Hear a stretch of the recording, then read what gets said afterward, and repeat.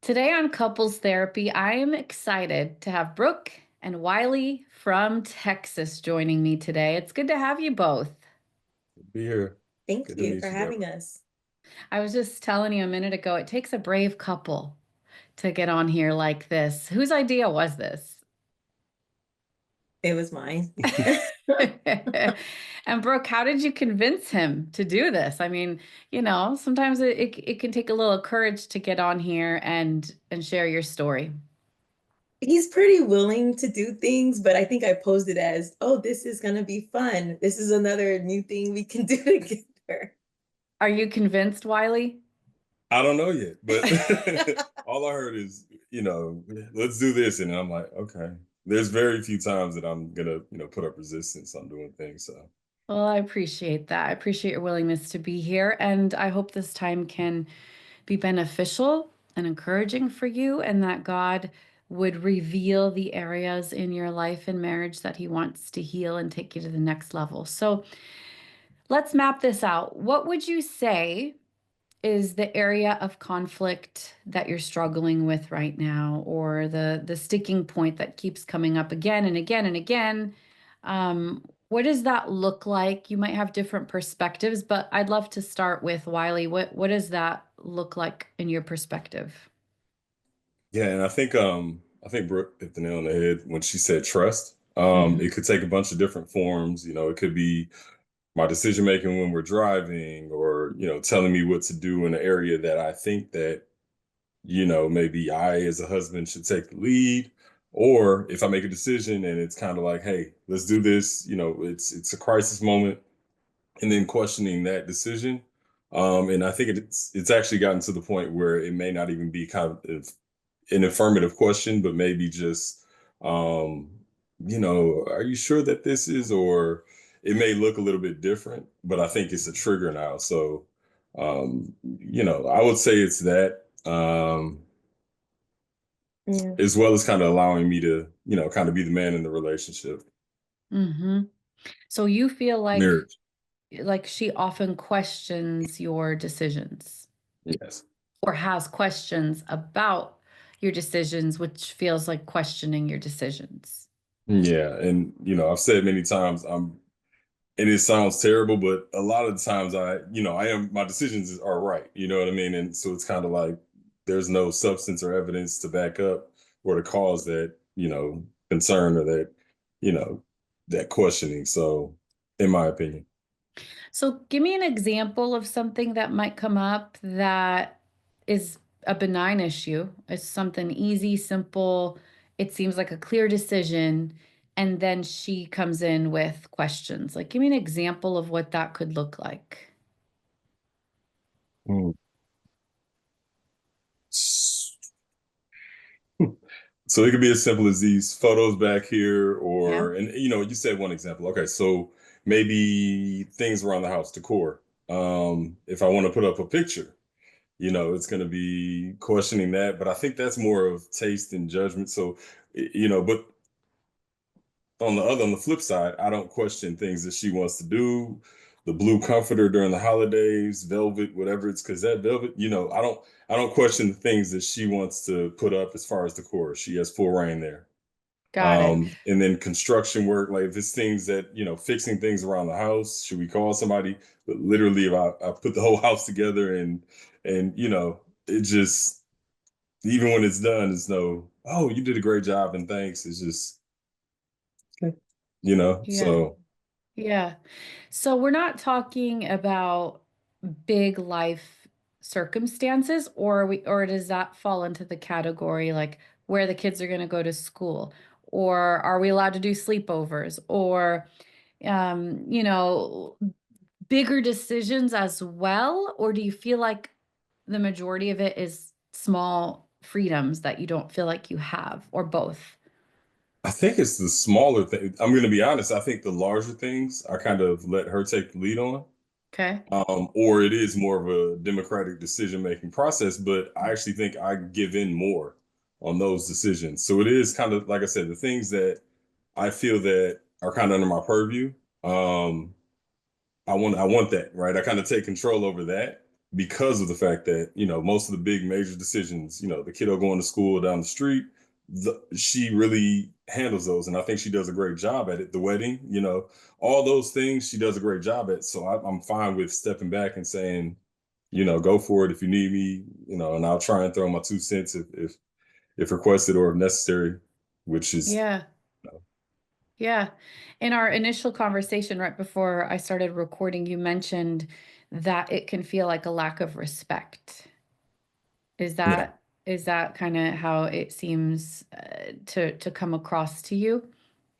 So in that, shifting to that, I think that comes in more so after the initial kind of disagreement. So that's more so in disagreements, right? In terms of trust, it's with my decision making, but with respect, it's in conflict. So whenever we're maybe having a disagreement, it'll start off small, but then we wind up disagreeing and fighting over the way we handle those conflicts.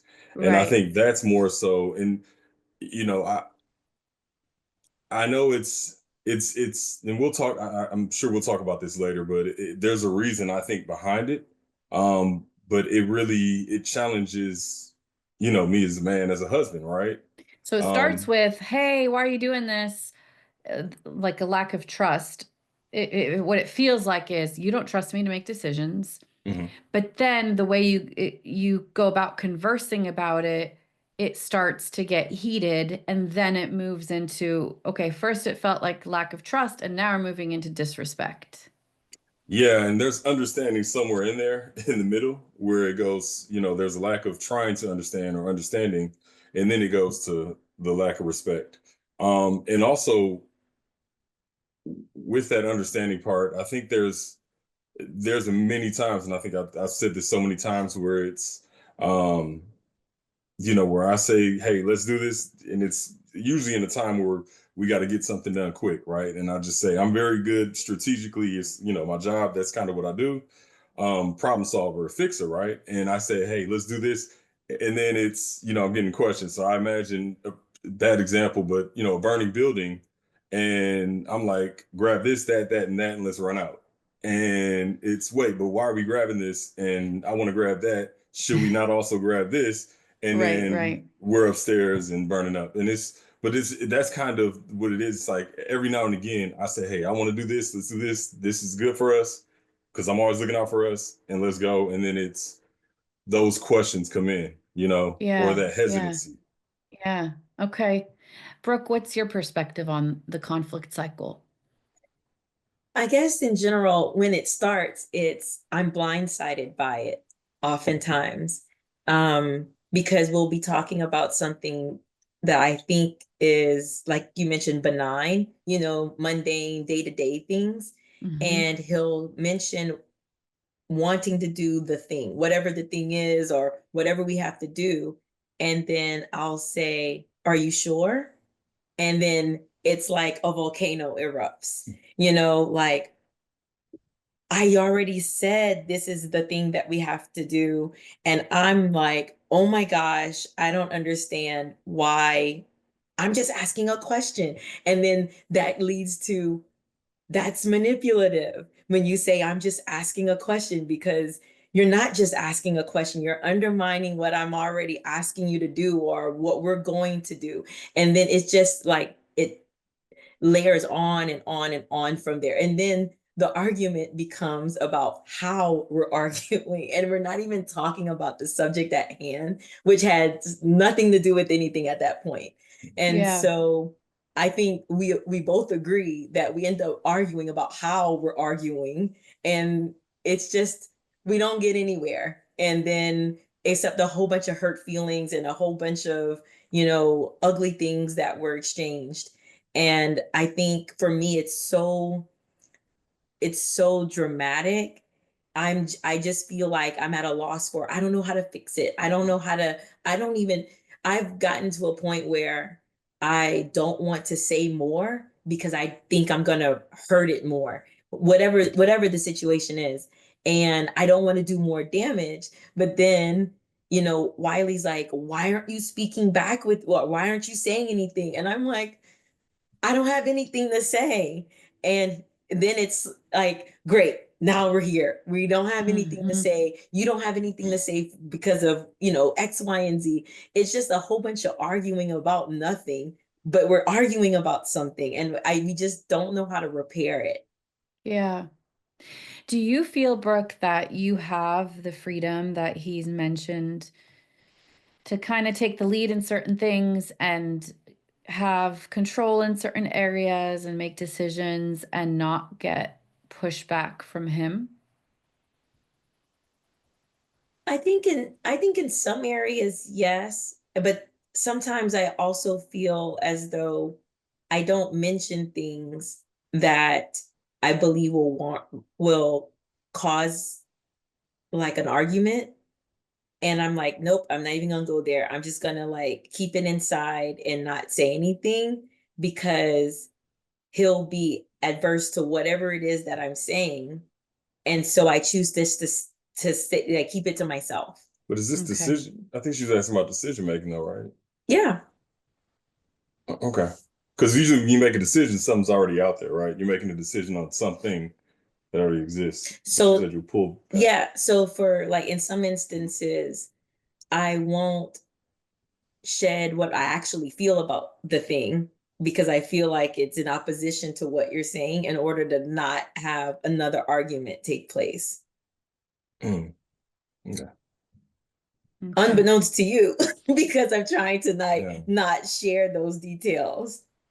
Okay. I thought it was you presented something that we're going to do or an idea or whatever it is, and then it's my response to it is, yeah, okay, versus us going back and forth. Or do you just mean on a decision that needs to be made in general? I was just curious if you, Brooke, feel like you do have the freedom to make decisions without receiving pushback from him, like something that you want to do. Yeah. Um, Sometimes I think, um, I think I do a lot of avoiding things because I don't want to have an argument about whatever the thing is. Okay. And then it escalates. That's what I'm hearing. It Oh just my kind of goodness. bursts. The volcano explodes, the eruption happens, Yeah. and then you get stuck in it and then move on, and then the pattern just keeps happening. Yeah, like everybody retreats to their own corners and stays in that corner for a day or two. And usually I feel as though like Wiley has more of the I don't want to be a part of this right now. I'm very unhappy with the situation and I will feel like I want to come back. I want to act like nothing has happened and he is like if I talk to him before he's ready in that day or day and a half, we will absolutely get into another argument about because he's stirring inside about Yeah.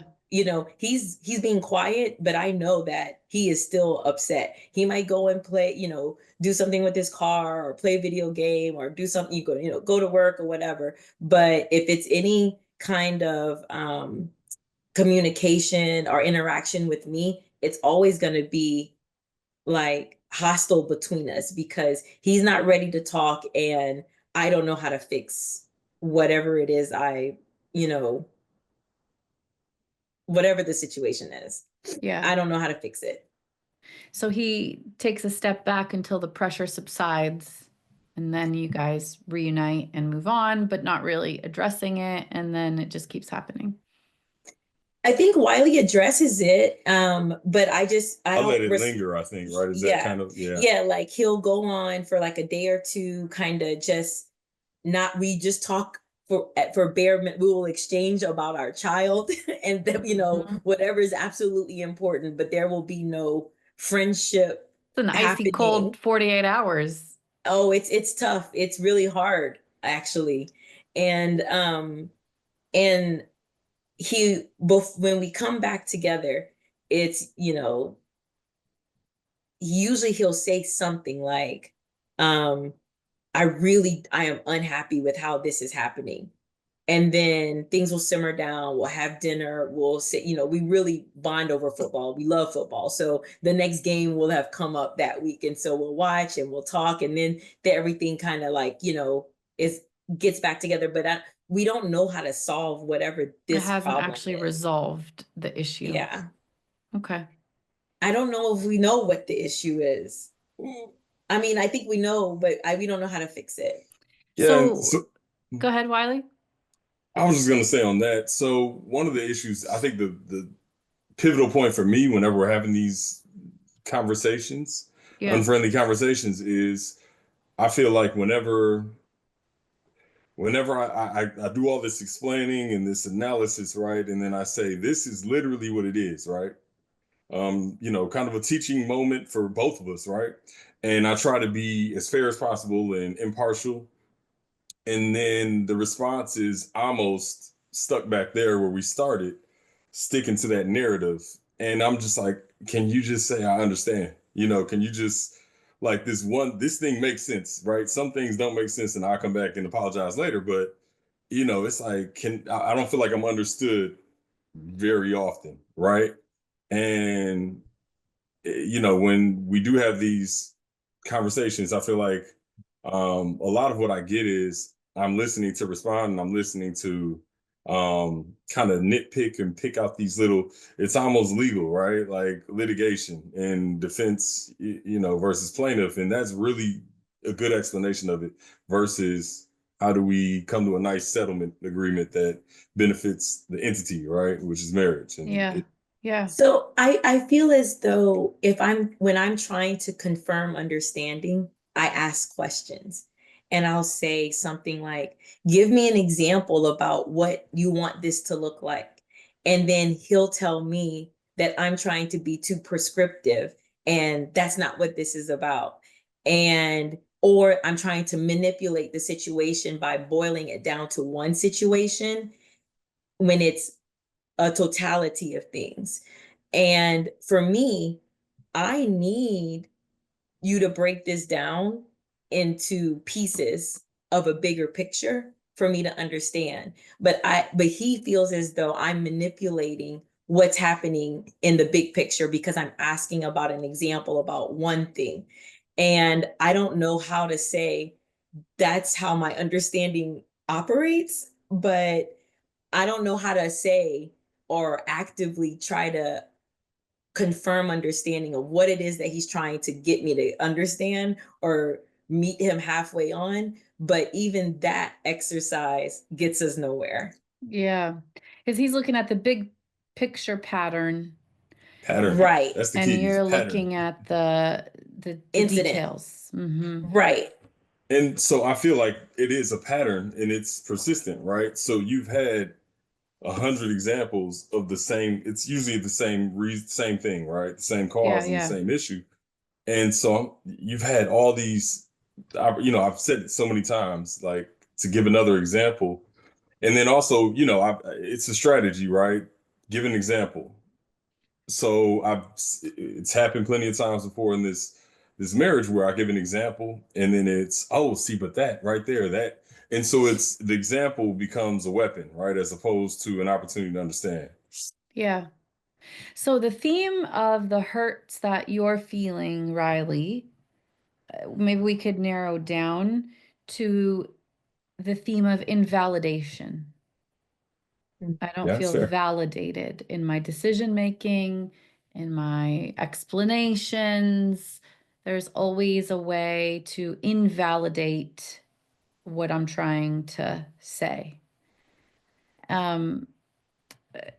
So would you say, if I asked you to tell me what is your biggest need in a relationship in Then this this is for me. season? If I were to ask you what's the Oh, biggest need that you have in the current marriage, the current relationship, this relationship right now as it is, would you say it's the need to feel validated by her? I think so. Yeah, validated and yeah. So then what would be the opposite? What's the biggest hurt that she can bring?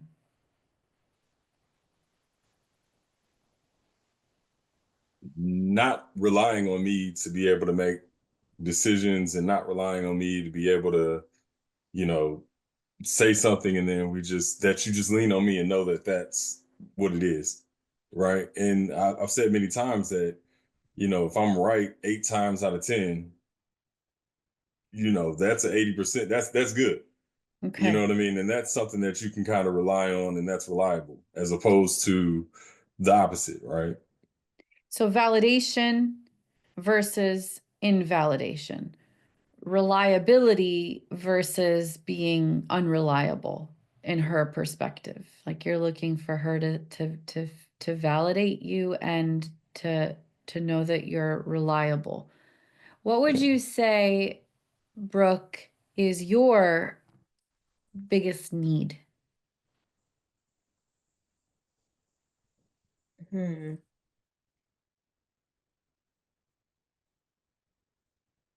This is going to sound like I am switching gears here, but I feel like I need more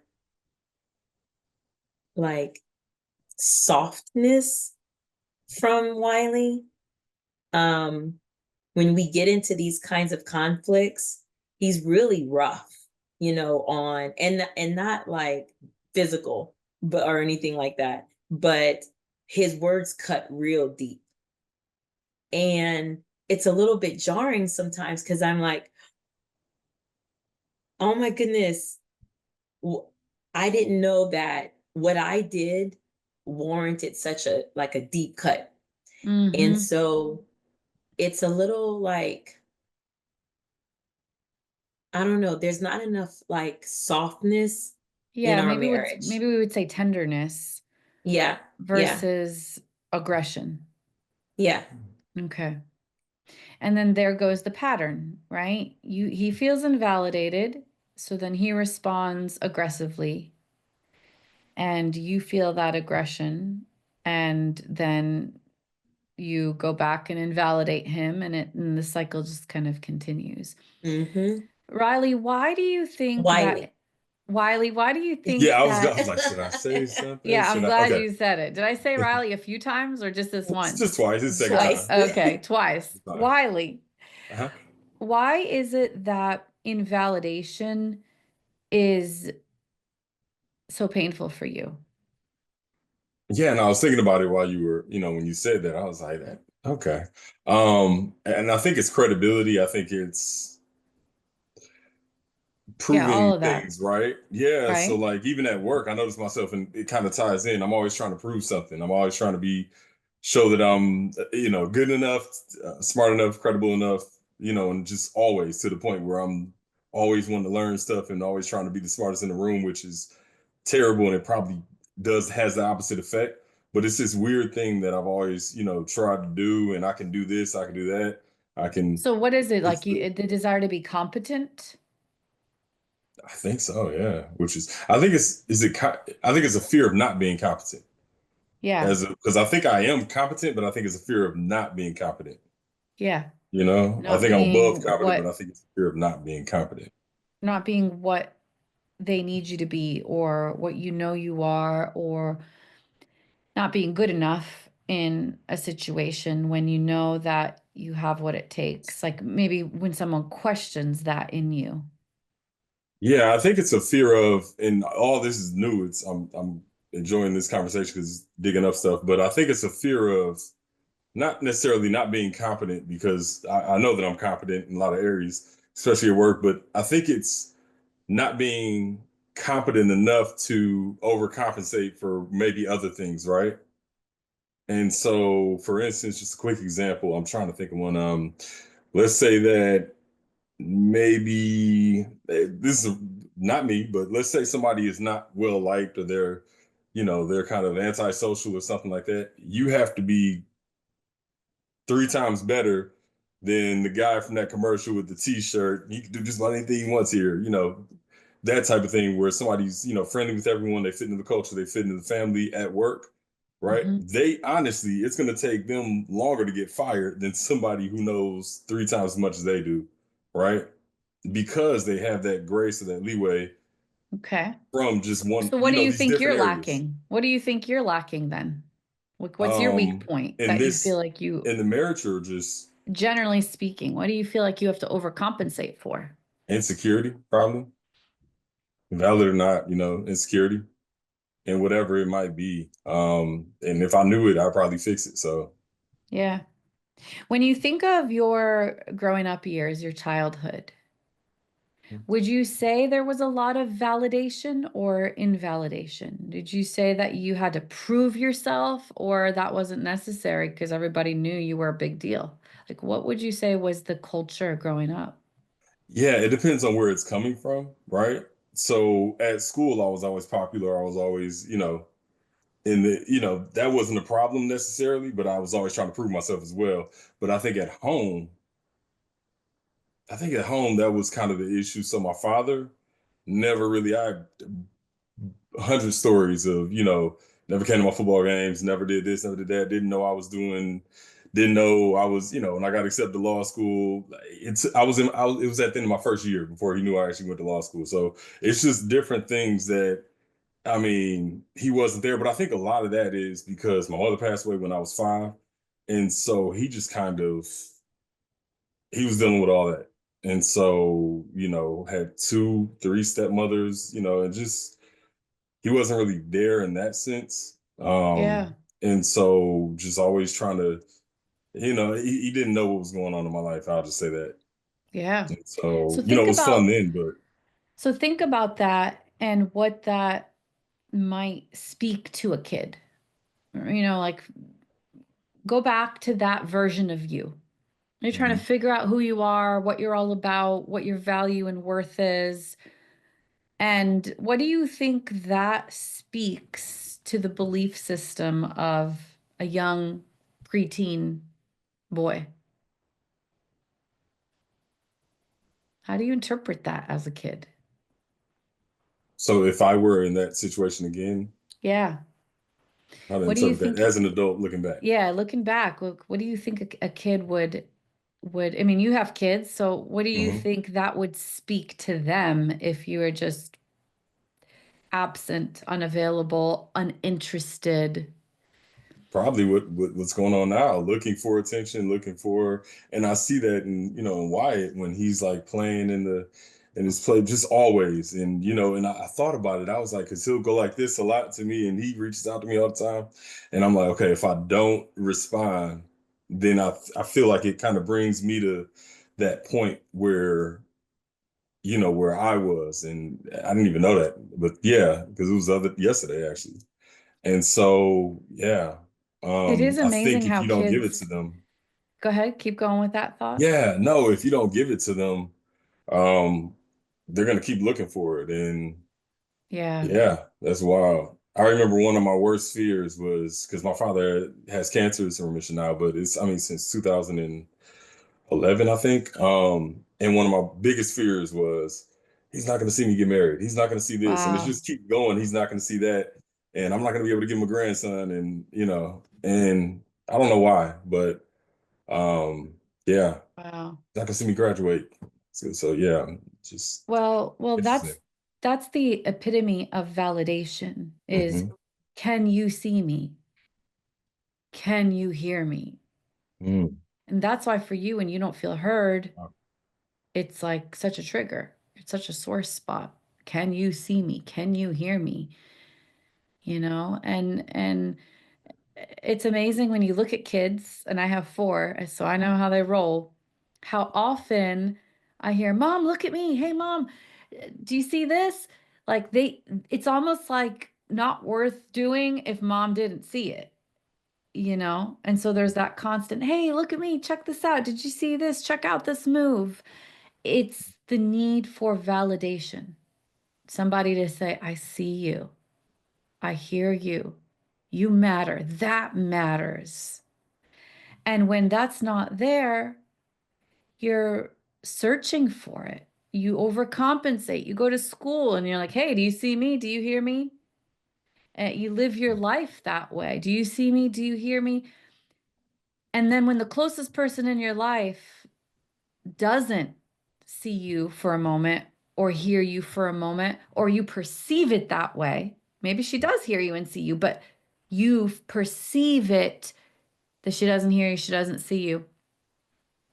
It's gonna hurt. Even the question of, are you sure? Like, are you sure? It's like, did you not hear me? Do you not see me?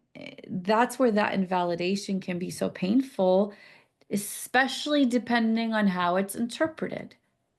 So if when she says, "Hey, well, why do you want to go to Mexican tonight? Are you sure you want to go to Mexican?" All of a sudden you can interpret it as she doesn't see me, she doesn't hear me. I'm invalidated, and what do I have to do to prove myself here? What do I have to do to show you who I am? And it can really sting. So that sore spot is real. It's just how to heal it is a combination of two things. One, it's Brooke understanding that sore spot and being sensitive and careful with it. But most important is Wiley understanding that sore spot and beginning to heal it and realizing, okay, why does this hurt so bad? Okay, she's not trying to invalidate me. She's just trying to get more information for her.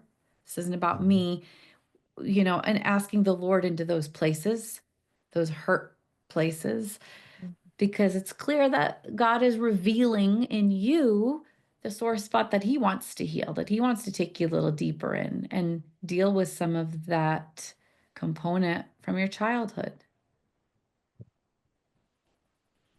That's good. I didn't think about that. Yeah. Is your dad still alive? He is. Yep. I'm glad to hear it. Still going through. He has the schema's treatments, but he's hanging in there. Yeah. Yeah.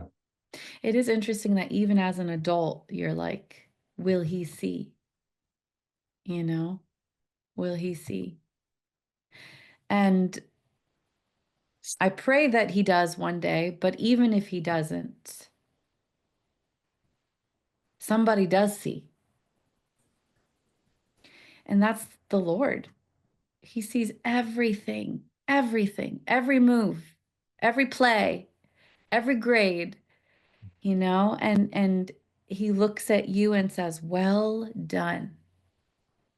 And there is that validation that isn't going anywhere. Do you believe that? Do you lean into that? Imagine that, receive that from him in your relationship with Jesus? Where are you at Yeah. with all that? I do, but I think it's more of in terms of relationships here, I feel like that's something that I don't know if I bring that in every area of my life enough Yeah, to where that validation will transfer into this realm of right. life, right? Right. Um, Like maybe for the deep spiritual things, Supernatural, yeah, like just something that, yeah. but But I not need so to much find the a way to make that practical. connection. Yeah. And in those moments too, in those moments when that hurt is being exposed, that's how you know you hit a nerve.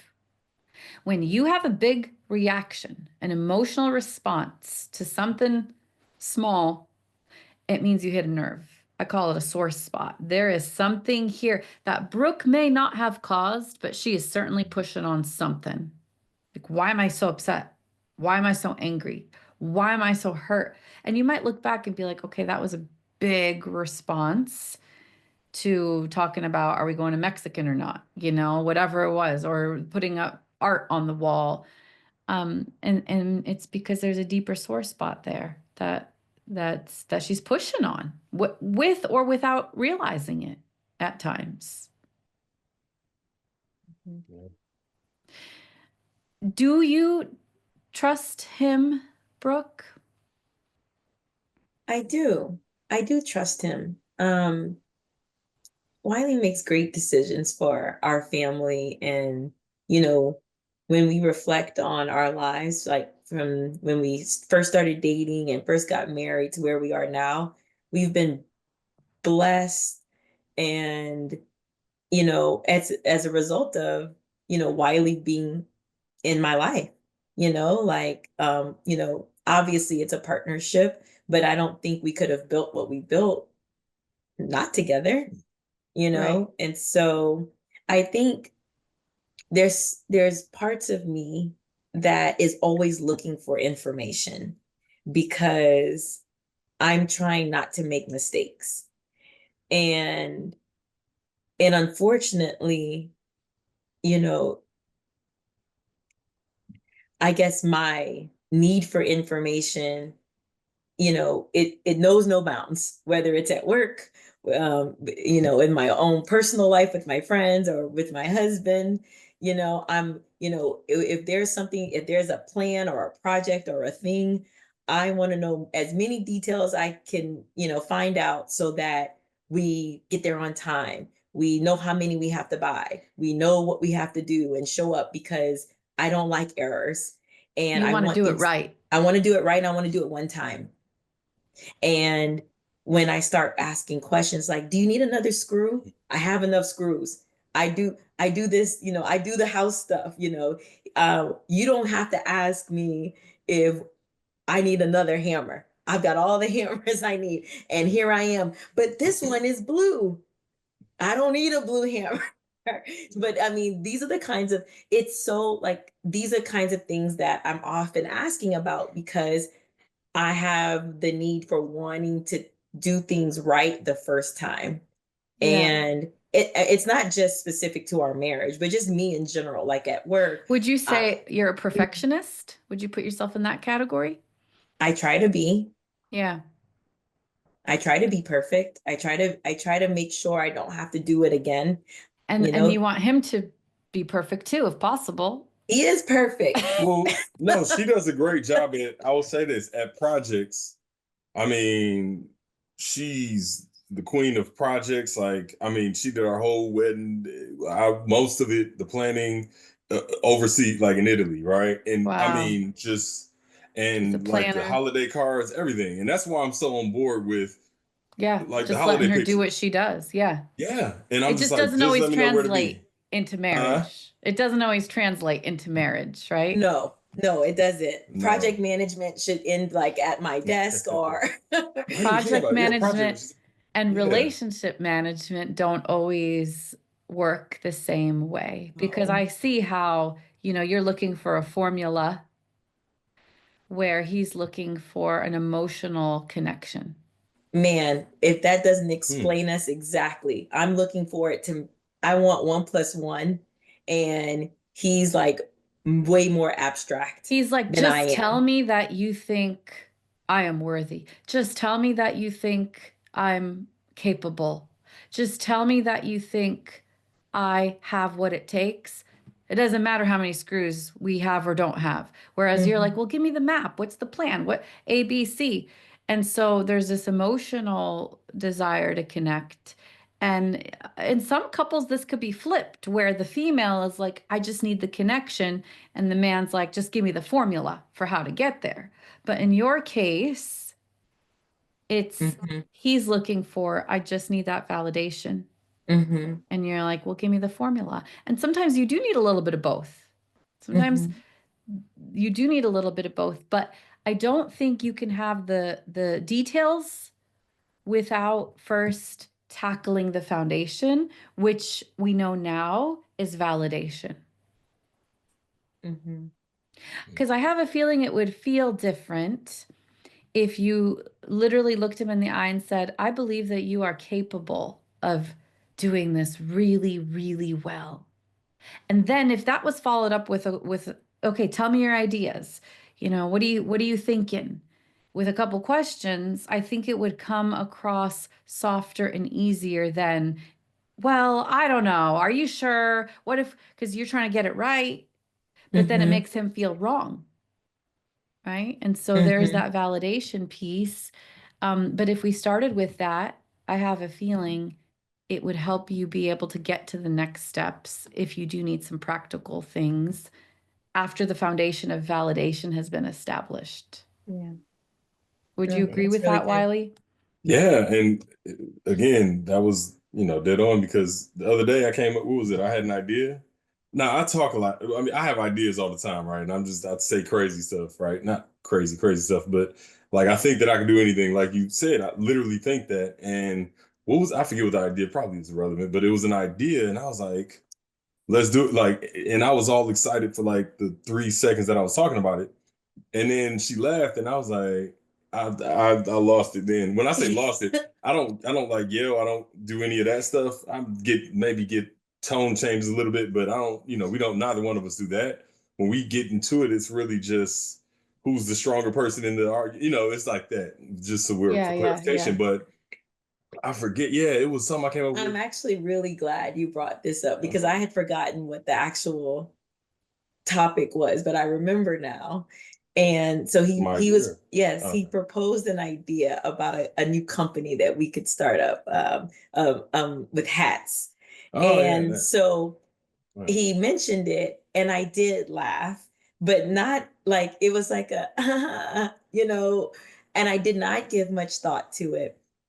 He does have a lot of ideas often, but I never know which one to latch on to say, Right. okay, are you Yeah. serious about, because I am the He's a ultimate visionary, and executor. yeah, I'm absolutely. not That's a the great team visionary. right there. That is a If great team. my husband said we could have a destination wedding in Italy, that's all I needed to hear. I would Wow. take care of all of the things, and I did. But But that was your idea. it was our idea, but like I will execute something and I will put forth all of my energy, but I need to know that you're also on board with this. You know, um, you may not realize this. We served on the same board of directors for an alumni association, and he had great ideas for this, for different tactics we could use to get more membership. And he had this great idea, and then it had like 3 layers to it. And I'm like, okay, let me pare this down so we can implement it, because if you do too much, we only have like 8 people on board. So I ended up doing all of the work to make this vision happen, but I'm like, okay, someone came up with the idea, someone being Wiley, and then I had to implement it. But it took all of my effort and resources to figure out how to build the card, what the method is, how people sign up for it, all the things. That's a lot of energy on my part. I need someone else to help share that activity. And then when he comes up with ideas, I'm like, I'm not going to feed every single idea that you have, because I don't want to be just left doing all the work for all the things, because I'm going to execute it if this is what you really want to do. And so Right. when he got really upset about I mean, Deborah, it was, I didn't know an argument was like at my feet. And Well, then when how I did just you interpret that laugh? Again, think of it through the lens of invalidation. Yeah. yeah. Yeah, I mean, I was because at the time I was, we're talking taxes, right? You make more money, you got to offset and do stuff like that. And I was like, okay, we got to figure this out. So it was serious way. I'm like, okay, let's do this and and it was something I thought it was like, because I bought a hat. It was online, dad something or whatever it is, and I'm like, that was easy. And I'm thinking overhead, all that stuff, right? And I was like, it was something that if if you responded a different way, if you were like, "That's awesome," then it would have done this, right? And then we would have had. But it was like this wasn't the first time. That's why probably why I reacted like that. This has happened Right. before. I think one time when I said I wanted to run for president, but you remember that when I was in the shop. I'm so sorry. You see, Okay, he's but making me laugh about it. but I I do know. so I do this all the time. But it's because I don't sleep much, but I dream and then stuff comes up. A lot of it is gold, but I don't follow through. I'll be honest. Even at work, I come up with these ideas, and then somebody else either does it or it just disappears, right? Right, right. Um, And but clearly she has to have the freedom to mhm, give her opinion. Like, I don't actually think that's a great idea. But there's a difference between validating the project and validating you as a person. There's a big difference. And when you feel like your interpretation is she's invalidating me as a person, mhm. that's when things go south. Yeah, there we go. That's it. Yeah, I think that's it because and it's one thing to laugh. It's another thing to kind of say, so how are we going to do, or how would Yeah, you, yeah, yeah. and kind of But you know, constructive criticism. your response in that moment could be, "Hey, that hurt my feelings. I was serious about this business and it made me feel like you don't think I'm capable." I said that, didn't I? Something like that. No. Mm-mm. Oh, She's yeah. shaking her head No. no. And then you connect with her rather than push her away with aggression, your icy chill, whatever it is that you shut down and withdraw and just, hibernate to your protected, safe little bubble. Yeah. And I also think I do that because, you mentioned earlier you want to be treated like a wife, basically, like, gentle and this and that, but neither one of us are that way. Yeah. Right. So it's hard for me to be the protector and treat her gentle and be all nice and open and this and that. When I do that, you punch me in my, my liver or something like that. It's just, you see what I'm saying? It's like, for me to want to protect somebody, they should want to be protected and kind of act Right, right. I always say accordingly. it's And it's it's hard to hug a porcupine, if somebody's like being aggressive or not tender. But and it's like, strong. Yeah. hug me, care for me, comfort me. But we also have to take inventory of the approach we're exuding to either warrant that or push it away. Yeah. But it sounds like we have some good moving goals here, points, things we can work on and think through. If we had another session, I would even love to dig into Brooke and why you have such controlling, organizing, like let's keep everything in order. Like I'm sure there's a reason that has served you in your life. And when you put the two of them together, it can be incredible, but it can also be very painful. Like you guys Mhm. are either going to be a power couple or powerfully explosive. And I really do think you have Or both. so I much think potential. outside. Yeah, Yeah. outside we are. People say as much, but Right. Yeah. inside Exactly. is You bring yeah. that power in and it just, Yeah. Hmm. but it's amazing to see how God has used both of your pasts to bring you where you are today and to see his hand on your life and marriage so clearly. And I really believe that this is just a deeper level of exposure. God Mhm. reveals what he wants to heal, and he does it because he trusts us. So remember, we started this conversation by talking about trust. I Mhm. believe, Wiley, that God is saying, I trust you with a deeper level of healing. I believe that you are capable of a deeper level of healing. And I want to take you to the next level. And so when Brooke pushes on those buttons, and of course, I want Brooke to take inventory and be cautious with those buttons, right? When you know they exist, you want to be tender and careful with them, not use them against him. But at the same time, Wiley, 80% of the healing has to come from you Yeah. and what God is doing in your life. So anytime there's that a big emotional reaction, you should always say, okay, it's time to dig. Mhm. What is God Mhm. revealing that he wants me to heal? That's That's great. good. Mhm. Well, thank you guys. It was such a pleasure to meet you both. I really like the two of you. You're a great couple. Thank Thank you. We you. really like meeting you as well. Yeah, We this is saw a you great talk. first at our marriage conference. At Uh, Lakewood co- uh, Church? yeah. Spark. Mm-hmm. Yeah, amazing. Yeah. Do you attend that church Mm-hmm. We do. frequently? So Very yeah. good. Perfect. I love Yeah. hearing that. And it's such a pleasure to reconnect with you here and just to see what God is going to do this coming year, what he wants to expose so that he can expedite the process of healing in both of you. Yeah. So Yeah. thank you for being vulnerable to share and just have a heart to share your story with me and with those who are listening. I appreciate having you both. Thanks for having Thank us. you. Take I got care. some research to do now, so Yeah.